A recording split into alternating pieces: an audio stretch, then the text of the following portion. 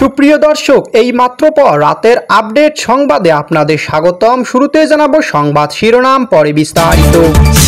শুরুতে জানাবো মাইলস্টোনে প্রেস সচিব সহ 2 উপদেষ্টা অবরুদ্ধ, ভুয়া স্লোগান। আরও জানাবো মাইলস্টোন কলেজে বিমান বিধ্বস্ত, শিক্ষা সচিবকে অপসারণ করল বাংলাদেশ সরকার, ডক্টর মোহাম্মদ ইউনূস। এবং সর্বশেষ জানিয়ে দেব বিমান বিধ্বস্ত, ছাত্রলীগের মানবিক ভূমিকায় প্রশংসা, চিকিৎসা বিঘ্নকারীদের বিরুদ্ধে জনরোষ। এতক্ষণ শুনছিলেন সংবাদ শিরোনাম, এবার বিস্তারিত প্রতিবেদনে। এদিকে মাইলস্টোনের প্রেস সচিব সহ 2 উপদেষ্টা অবরুদ্ধ, ভুয়া স্লোগান। মাইলস্টোন স্কুল ও কলেজের অবরুদ্ধ অবস্থায় রয়েছেন আইন উপদেষ্টা আসিফ নজরুল এবং শিক্ষা উপদেষ্টা CR আবরার। তাদের সঙ্গে রয়েছেন প্রধান উপদেষ্টার প্রেস সচিব শফিকুল আলমও। 22 জুলাই মঙ্গলবার এক প্রতিবেদনে এই তথ্য জানিয়েছেন সংবাদ মাধ্যম BBC বাংলা। প্রতিবেদনে BBC বাংলা জানিয়েছেন মঙ্গলবার 10:30টার সময় কিছু পরে 2 উপদেষ্টা যান লাইমস্টোন স্কুল ও কলেজের বিমান বিধ্বস্ত হওয়ার ঘটনাস্থল পরিদর্শন করতে। তখনই তারা শিক্ষার্থীদের তোপের মুখে পড়েন। শিক্ষার্থীরা তখন তাদেরকে উদ্দেশ্য করে ভুয়া স্লোগান দিয়ে শুরু করেন। পরিস্থিতি চাপে পড়ে শেষমেশ 2 উপদেষ্টা তখনই দ্রুত স্কুলে আশ্রয় নেন। শিক্ষার্থীরা বলেন, নিহতদের প্রকৃত সংখ্যা নিয়ে স্পষ্ট বক্তব্য দেওয়ার কথা ছিল উপদেষ্টাদের, কিন্তু তারা তা পারেনি। সেনা সদস্যের নির্যাতন আর আমাদের ছাত্র শিক্ষকদের সঙ্গে দুর্ব্যবহারের বিষয়ে কোনো জোরালো অবস্থান নেয়নি তারা।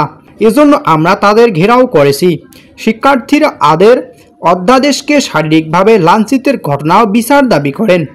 উপদেষ্টাদের প্রতি শিক্ষার্থীদের ক্ষোভের অন্যতম প্রধান কারণ তারা HSC পরীক্ষার পেছনও ঘোষণা দিয়ে দেরি করছেন। সেই সাথে শিক্ষার্থীরা মনে করছেন সরকার নিহত, আহত ও নিখোঁজের সঠিক সংখ্যা আড়াল করছে। BBC বাংলা জানিয়েছেন 2 উপদেষ্টা যাওয়ার মিনিট 5 পরেই ঘটনাস্থলে গিয়েছেন প্রেস সচিবও। তারা এখন ঘটনাস্থল থেকে বের হওয়ার চেষ্টা করছেন এবং কিছুক্ষণের মাঝে তারা শিক্ষার্থীদের উদ্দেশ্য বক্তব্য রাখবেন। সেই জন্য ইতিমধ্যে মাইকও আনা হয়েছে। এদিকে ক্ষুব্ধ প্রতিক্রিয়া জানিয়েছেন অভিভাবকরা।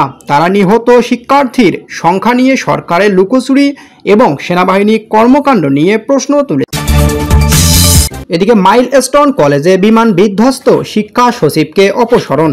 শিক্ষা মন্ত্রণালয়ের সিনিয়র সচিব সিদ্দিক জুবাইরকে অপসারণ করা হয়েছে বলে জানিয়েছেন প্রধান উপদেষ্টা তথ্য ও সংবাদ মাধ্যম বিষয়ক উপদেষ্টা মাহফুজ আলম। বিকেলে তার ভেরিফাইড ফেসবুক পেজে দেওয়া এক পোস্টে তিনি এ তথ্য জানান। ফেসবুকে পোস্টে মাহফুজ আলম লেখেন, মাইলস্টোন ট্র্যাজেডি নিয়ে পূর্ণাঙ্গ তদন্তের লক্ষ্যে শীঘ্রই একটি কমিটি গঠিত হচ্ছে। শিক্ষার্থীদের 6 দফা দাবিকে ভিত্তি করেই তদন্ত কমিটি গঠিত হবে। ইতিমধ্যে শিক্ষা সচিবকে অপসারণ করা হয়েছে। সরকার সবসময় ন্যায্য দাবি মানতে দায়বদ্ধ।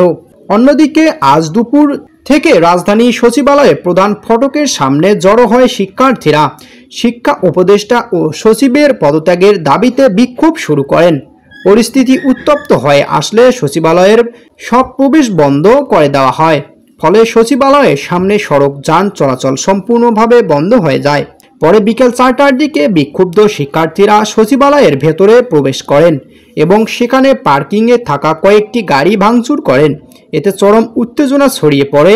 কিছুক্ষণ পর আইনশৃঙ্খলা রক্ষাকারী বাহিনীর হস্তক্ষেপ করে তাদের সচিবালয় এলাকা থেকে বের করে দেওয়া হয়। এদিকে বিমান বিধ্বস্ত, ছাত্রলীগের মানবিক ভূমিকায় প্রশংসা, চিকিৎসকরা বিঘ্নকারীদের বিরুদ্ধে জনরোষ। ঢাকায় উত্তরায় দিয়াবাড়িতে যুদ্ধবিমান দুর্ঘটনায় মাইলস্টোন কলেজের বিপুল সংখ্যক শিক্ষার্থী হতাহতের ঘটনায় নির্বাক পুরো দেশ। স্বজনদের আহাজারিতে ভারী হয়ে উঠেছে আকাশ বাতাস। জাতীয় এই দুর্যোগের ইউনূস সরকারের জুলুম নির্যাতন সয়েও তাৎক্ষণিক সক্রিয় ভূমিকা নেয় বাংলাদেশ ছাত্রলীগ। দেশের অন্যতম প্রাচীন ঐতিহ্যবাহী ওই স্বাধীনতায় সংগ্রামে নেতৃত্ব দানকারী এই ছাত্র সংগঠনটি দুর্ঘটনায় খবর পাওয়ার সঙ্গে সঙ্গে আহতদের চিকিৎসা সেবা ও রক্তের ঘাটতি পূরণে মাঠে নামে। ছাত্রলীগের নেতাকর্মীরা রক্ত ও বিশুদ্ধ পানি নিয়ে রাজধানীর বিভিন্ন হাসপাতালে ছুটে যান। অনেকেই সরাসরি রক্তদান করেন, কেউ কেউ হাসপাতাল চত্বরে ফেস্টুন হাতে দাঁড়িয়ে সাধারণ মানুষের কাছে রক্তদানের আকুতি জানান। নিজেরাও রক্ত দেন, বিতরণ করেন বিশুদ্ধ খাবার পানি। ছাত্রলীগের কেন্দ্রীয় সভাপতি সাদ্দাম হোসাইন ও সাধারণ সম্পাদক শেখ ওয়ালি আসিফ ইনান বাংলাদেশের নেতাকর্মীদের দুর্যোগ মোকাবেলা এই মানবিক কাজে অংশ নিতে আহ্বান জানান।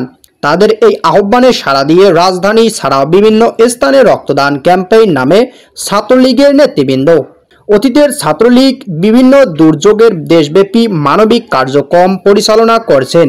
করোনাকালে রোগীদের সেবায়, বন্যা দুর্গতদের এলাকায় ত্রাণ বিতরণ এবং রক্ত সংকটে জীবন রক্ষায় ছাত্রলীগের স্বেচ্ছাশ্রম নজর কেড়েছিল সবার। দিয়াবাড়ির সাম্প্রতিক বিমান দুর্ঘটনা তাদের এই ধরনের তৎপরতা আবারও প্রমাণ করছে ছাত্রলীগ কেবল রাজনৈতিক আদর্শের বাহক নয়, বরং জাতীয় সংকটে মানুষের পাশে থাকার একটি দায়িত্বশীল মানবিক সংগঠন। ছাত্রলীগের এমন ভূমিকা বিভিন্ন শ্রেণী পেশার মানুষজন প্রশংসা করেছেন।